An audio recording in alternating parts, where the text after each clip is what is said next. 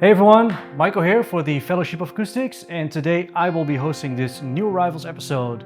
Milo is feeling a bit ill today and Koen is actually on a holiday, so yeah, get well better soon Milo, and have a nice time Koen. We are going to start off with a few new guitars, and we have a batch of nice vintage guitars. So I'm going to start off with the new ones, and this is another batch that we got in from Novo guitars. This is a beautiful Novo Serus J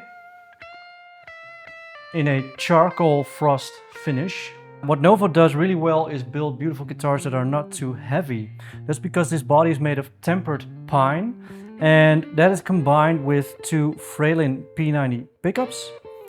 Other than that, it's got a mastery bridge with a really nice trem system on there, which is from Novo itself.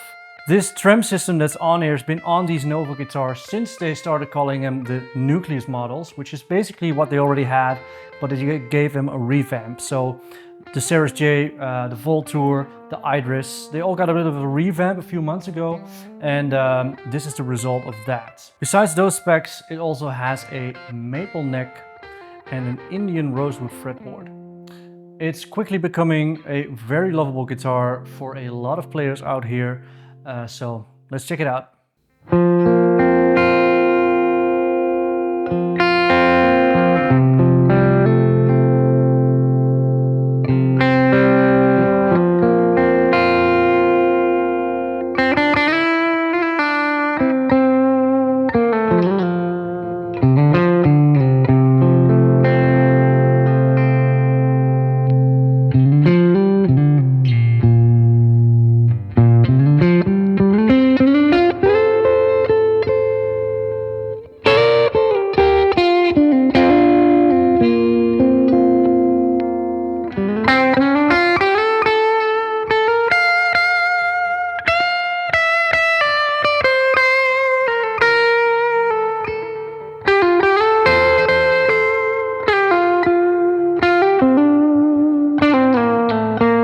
Next up is another modern guitar, and this one is definitely modern.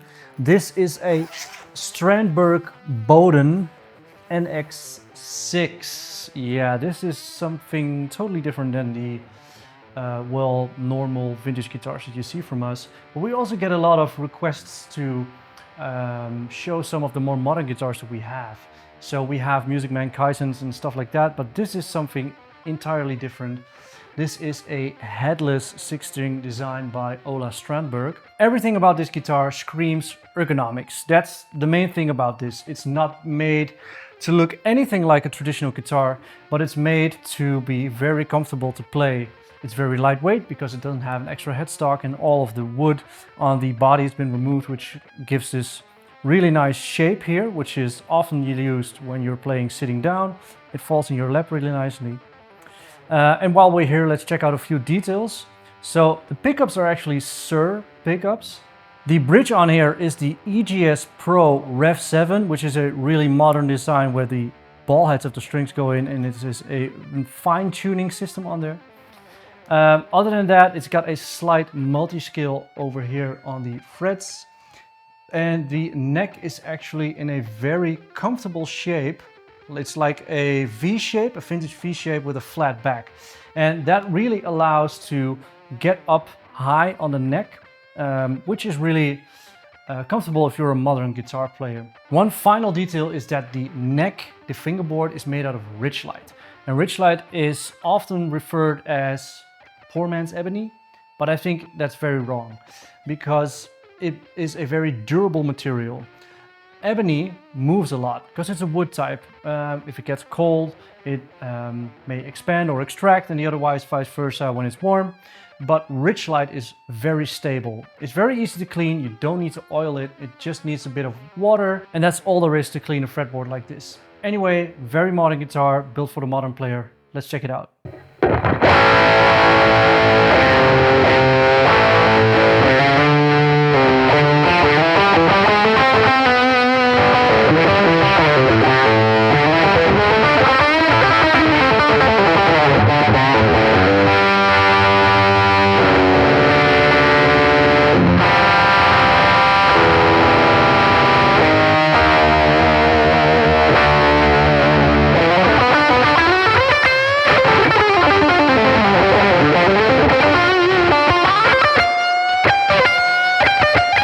Next up, we've seen two modern guitars, and now the rest of the show is just vintage guitars. Starting off with this beautiful Kalamazoo KG14.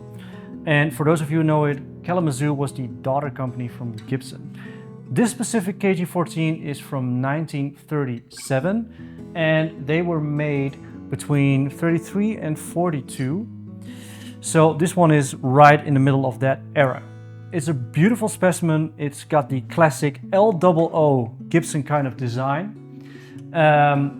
Spruced up with a mahogany back and side. And while the Kalamazoo models were actually more of an entry-level guitar at the time, they were actually built really well.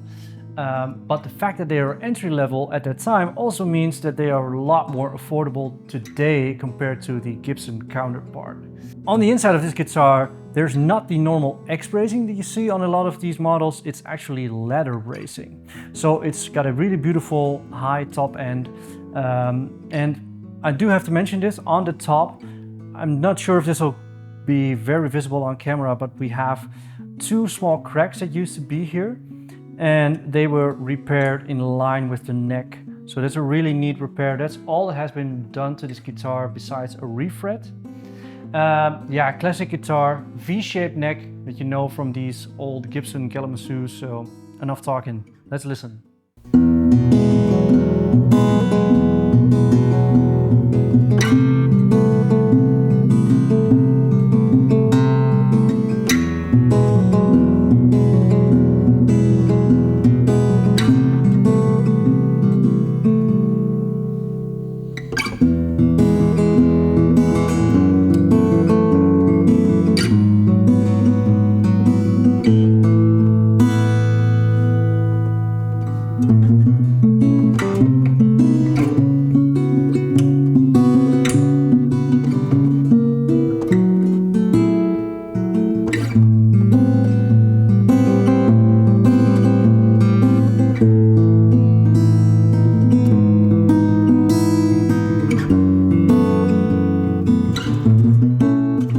Next guitar is a personal favorite of mine.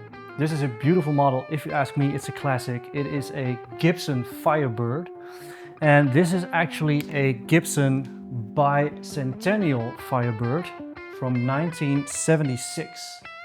And what makes this guitar very special is a little bit of a background story I have to give you first, is that in the 60s, the then president of Gibson, Ted McCarthy, hired Ray Dietrich, who was originally a car designer, and he designed this very model, the Firebird, which was released in '63. And what makes the Firebird special is the very model of the body. You can definitely see by all of the cool contours in here that this was made by a car designer, Ray Dietrich. It came out as a reversed guitar model, and then it became a non-reverse model from '65 to '69. Then in '72, the original model got a re-release, and then in '76, the bicentennial. And what makes this one special is that this is the ebony version. So from '76 till '79, almost 3,000 bicentennial Gibson Firebirds were made. So let that sink in. In those years, only 3,000 Gibson guitars were made. This is one of 222 ebony models. That's it, that's all there is. And I have one in my hands right here. So very cool, classic Gibson guitar with a cool story. It's got a few nice details, which is this '76 bicentennial logo. It was actually there to celebrate 200 years of American independence. Then in the pickup section, we have a humbucker in the bridge, and we have the known mini humbucker.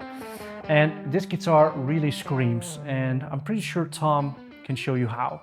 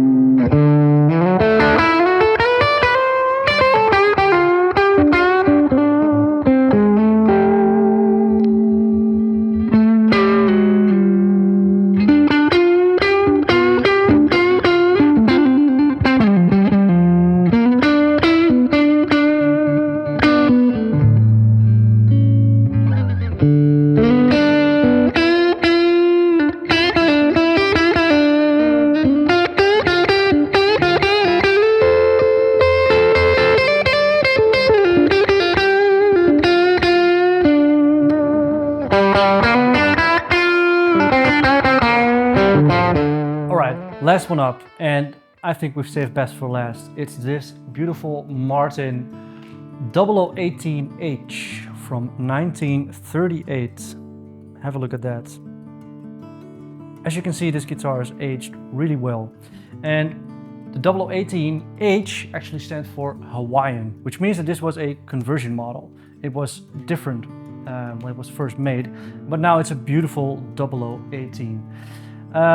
It's got an Adirondack spruce top, which has a beautiful sunburst finish, and it's become a bit of a satin kind of a look. Beautiful if you ask me. Typical mahogany back and sides. It's got the original tuners on here, which is really cool for a guitar this age. Other than that, the beautiful aging that you saw on this top, completely original. Other than that, a lot has been done. Like I said, it's a conversion. Originally, this guitar would have come with bar frets. Bar frets are actually very different in shape when they go into the fretboard, as opposed to T-bar frets what we have nowadays. So it's had a refret. It's got a new nut, but other than that, check out the full details on the website. It's still in beautiful condition, and she really sings. So let's hear Tom play this beautiful guitar.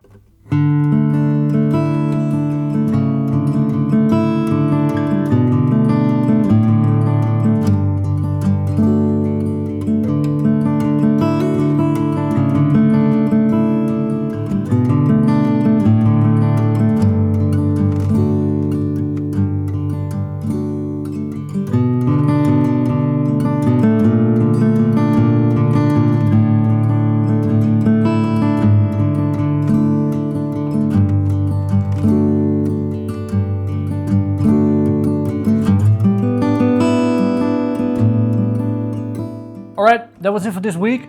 Thank you very much for watching. I hope that you enjoyed this episode, which we looked at a few modern guitars, a few vintage guitars. I think we had a pretty cool selection this week. Anyway, that's all.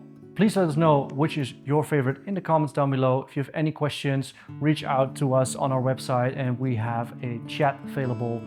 Yeah, that's it. See you next time. Bye-bye. Bye.